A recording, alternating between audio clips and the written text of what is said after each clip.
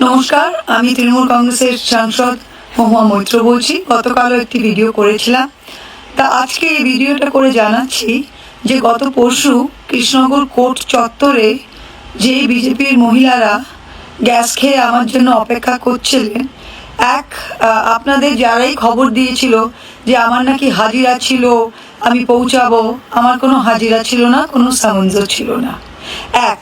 দুই, আপনারা যারা দাঁড়িয়েছিলেন আর যারা প্রেসের সামনে লম্বা লম্বা ডায়লগ দিচ্ছিলেন, ম্যাডাম চায়না নন্দী, ঘূর্ণি ঘরামিপাড়ায় বাড়ি, ম্যাডাম পপি সরকার, ঘূর্ণি ঘরামিপাড়ায় বাড়ি, দীপা কুণ্ডু, চৈতন্য লেন রাধানগরে বাড়ি, সোমা মিত্র, চৈতন্য লেন রাধানগরে বাড়ি, আরও বাকি যারা ছিল, তাই এফআইআরে আপনাদের নাম যাচ্ছে, 156(3)তেও আপনাদের নাম যাচ্ছে। তো আপনাদের এখন বেশ কয়েকদিনই কোর্টের চত্বরে আসতে হবে। তা আগামীবার যখন দাদারা আপনাদের পরামর্শ দেয় না যে আপনারা ডিম নিয়ে আসুন, টমেটো নিয়ে আসুন, অত কিছু করতে হবে না, একটু বুদ্ধিটা নিয়ে আসেন।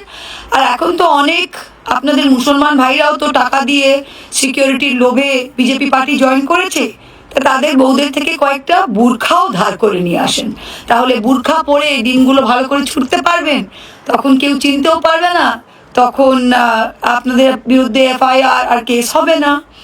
কিন্তু এরা যারা সেদিন দাঁড়িয়েছিলেন আর বলছিলেন যে ডিম দিচ্ছ, ডিম ফেলবো, তা আপনাদের নিজের বোকামিও প্রকাশ হয়েছে। আর আপনার আগামী দিনে আপনাদের যেটা কি হবে, আমি সাজেস্ট করছি যে কয়েকটা ভালো উকিল ধরে রাখুন, অ্যান্টিসিপেটরি বেল করাতে হবে, অনেক চত্বরেই আবার যেতে হবে, বহু কোর্ট কাচারি করতে হবে, একটু তৈরি থাকুন। কি বলেন দিদিমণিরা? Chaina madam, Popy madam, Dipa Kundu madam, Soma Mitra madam, দেখা হবে, ঠিক আছে? আমি কিন্তু কোথাও পালিয়ে যাই না, আমি এখানেই থাকি, করিমপুর আনন্দপল্লীতে থাকি, কলকাতার আলিপুরে থাকি, দিল্লির ইন্ডিয়া গেটে থাকি, এখানেই ইচ্ছে চলে আসবেন, ঠিক আছে? অমলেট আমিও বানাতে জানি। Thank you.